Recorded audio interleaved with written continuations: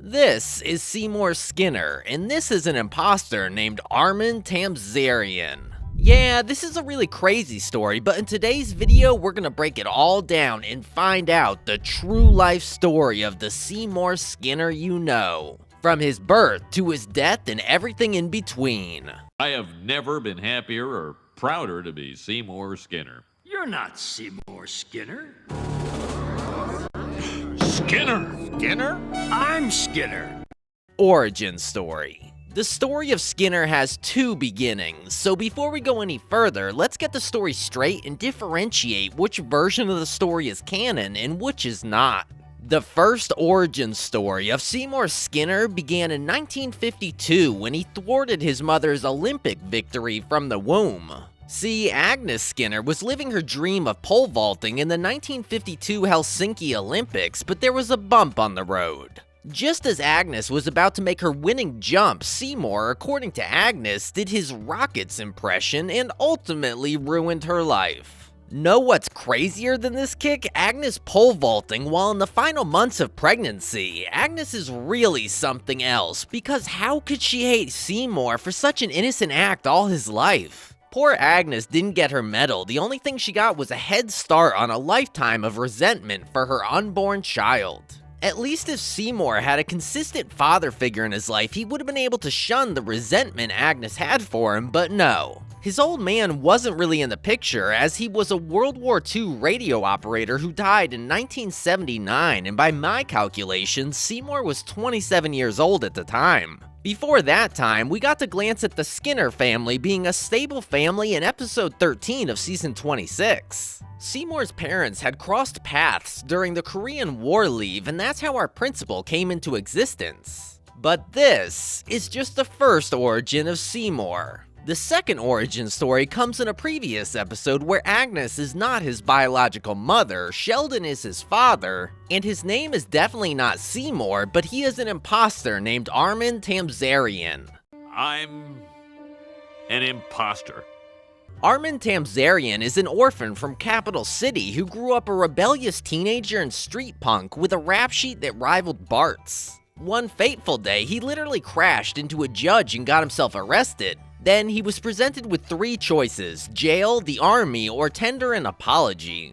Armin Tamzarian was such a rebel, he chose the army. Of course, he had no idea that a war was going on when he made that choice. It was during the war he met the real Seymour Skinner, who took him under his wing and showed him that life was worth living. The real Seymour also had dreams of becoming a school principal back in Springfield. Come on, get to the part where you steal his identity. Okay, Bart, dang. During the war, a bomb dropped on the real Seymour and he was presumed dead, so when Armin went to Springfield to break the news of Seymour's presumed demise to Agnes, she mistook him for his son and he couldn't bring himself to spill the beans. We also can't blame Seymour in this split reality because Agnes apparently knew that Armin wasn't her real son. She preferred the fib to the truth. So ever since that day, Armin became Seymour until the real Seymour returned to reclaim his identity.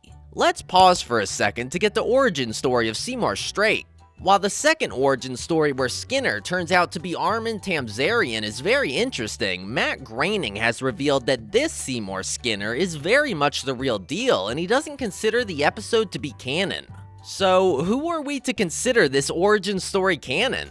Not to mention the many critics who regard the Armin Tamzarian timeline as idle storytelling and jumping the boat. The voice of Seymour Skinner, Harry Shearer, told the writers of the episode that it was so wrong, arbitrary, gratuitous, and disrespectful to the audience. If you also consider the fact that Skinner was always regarded as a virgin, you will see that this story doesn't really correspond with the life of Principal Skinner, because I know this bad boy with great hair must have definitely gotten some before he met quote-unquote the real Seymour. Also, as a teenager, Agnes was also in Skinner's life. With that being said, I believe we are on the same page about this reality being canon and the true origin of Seymour Skinner, his childhood and teenage years. Well, you didn't bring me up at all. The hell I didn't! As a child, Seymour was a fine, obedient young man who we can see attend town hall meetings with his parents. However, by the time he was a teenager, his father wasn't really in the picture. Skinner growing up in the Skinner family home must have felt like Norman Bates growing up with his dominating mother, Norma Bates. I mean, their houses even look the same. Growing up, he also nursed dreams of being a drummer, and he chased these dreams when he became a teenager. He did all he could to make that band. In his university application to Ohio State University, he sent songs and choreographies that impressed the director of admissions and got him accepted, but his dear mother Agnes got in the way of that. She lied and told Seymour that he had not been accepted into Ohio College. That's just sad. It wasn't until he was much older that he found out what his mother had done, and when he confronted her, she apologized. I'm so sorry. Yeah, despite her disdain for her son, Agnes still couldn't stand the thought of Seymour leaving her for college. That just sounds like a toxic relationship. Youth in the military. If Skinner had gotten admission into the university of his dreams, who knows, maybe he wouldn't have enrolled in the army and fought in the Vietnam War. You see, our dear Skinner decided to enlist in the military as soon as he could, which was at the ripe age of 18. Apparently, it seemed like a brilliant plan to escape the clutches of his controlling mother. Honestly, at this point, can't blame the guy. On his tour of duty in the Vietnam War, Seymour wasn't just another soldier, he rocketed up the ranks and became a sergeant. In Vietnam, he lost his friend Johnny to stray bullets, and at some point... I spent the next 3 years in a POW camp. That's right, he spent years in POW camp, and when his fellow comrade tried to escape, he got eaten by an elephant. His experience in the army is no joke because it traumatizes Seymour even to this day, leaving him with deep-rooted emotional scars. Johnny! Apart from traumatizing him, his experience in Nam also toughened him up and gave him unarmed combat skills to rival anyone in a fistfight, even Joey Crusher and his goons. Skinner the principal. After his service to his country, Skinner returned to Springfield where he became the principal of the elementary school, and he was a fun-loving, happy-go-lucky guy at first, but everything changed when Andy Hamilton, a prankster worse than Bart, attacked. Andy filled the pool with worms and locked Skinner inside for a whole weekend plus a Monday. After this traumatic incident, Skinner was never the same again, and according to groundskeeper Willie, he became the stern-faced Skinner we all know. Skinner even went as far as shutting down the pool and demoting Willie from swim teacher to groundskeeper. After Andy and his worms, the biggest pain in Skinner's butt is the spiky-haired little hoodlum Bart.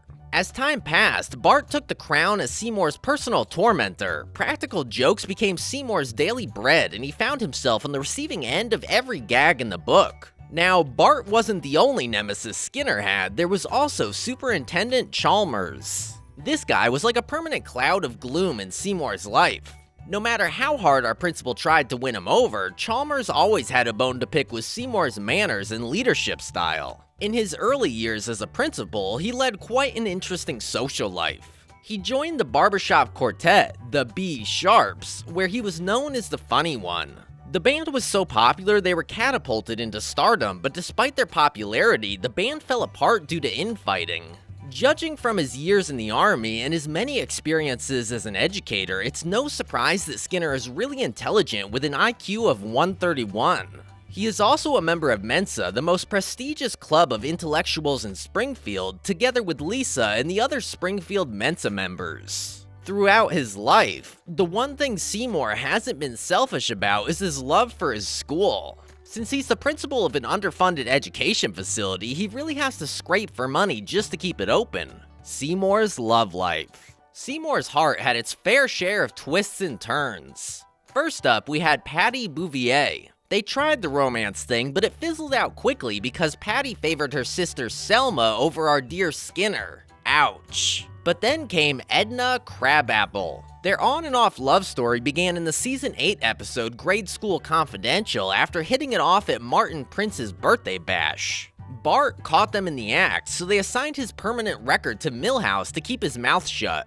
However, when their love was later found out, coworkers and students frowned upon their romance. This did not stop love from prevailing. Seymour even mustered the courage to propose, but jitters got the best of him and the wedding plans went on a hiatus. Seymour's commitment issues stemmed from his controlling mom, Agnes. He feared another authoritative figure in his life, like a wife. Little did he realize that Edna was a free spirit who wouldn't stifle him. Sadly, they broke up and Edna went on to marry Ned Flanders, living a full life until she passed away. And just when you thought love was off the menu, Calliope Juniper, a substitute teacher, caught Seymour's eye. Man, what is it with Skinner and teachers? But after he eloped with her for 3 months, he returned without her, so we know it was just another failed relationship. Death. In spite of the fact that Agnes is now nothing more than a skeleton, Seymour's connection to his mother remains strong even into his old age. Ultimately, his longtime connection with Bart Simpson comes to a tragic conclusion in a spectacular manner. During Bart's last prank, Seymour's heart stops beating, ultimately leading to both deaths. While Skinner isn't often the focus of any of the Simpsons non-canon future episodes, he has still been involved and mentioned in many. Some of his future lives include him being invited to Lisa's wedding, him being promoted to head of Springfield High School, him being in charge of the block of flats that replaced the school, him having dinner with his mother's skeleton, and him dying at age 119. Now there was a weenie you could be proud to call your son. Did you ever tell him that? Now, the Seymour timeline where he is Armin Tamzarian is believed to have the character of Skinner, but let's agree to disagree. The Simpsons universe is of the belief that Armin Tamzarian adds a certain dimension of intrigue to the character. It shows that he was unable to tell Agnes that her son was dead and chose to try to keep the remaining years of her life happy, which just shows that no matter what happened, fate was always bound to bring these two together. Safe to say, Skinner's life is a roller coaster of comedy, drama, and depression. We hope you enjoyed this deep dive into his life. If you've got more Simpsons characters or storylines you'd like us to explore, please let us know in the comments below. Don't forget to like, subscribe, and stay tuned for more Springfield adventures.